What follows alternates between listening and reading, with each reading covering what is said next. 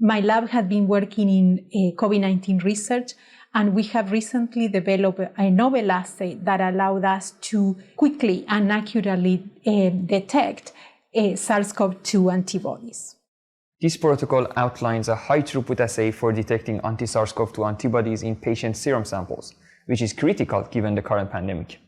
The majority of current serological assays sacrifice speed for sensitivity or vice versa. Our data shows that our assay is both sensitive and has a quick response time.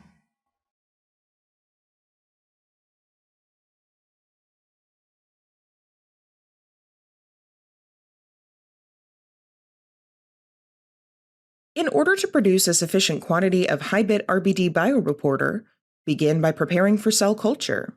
First, prepare complete Delbecko's modified Eagle medium containing 10% fetal bovine serum and 1% penicillin and streptomycin. Then, warm the media in a 37 degrees Celsius water bath.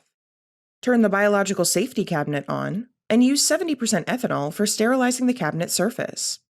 To culture the cell line, take it out from -80 degrees Celsius or liquid nitrogen and thaw it in a 37 degrees Celsius water bath.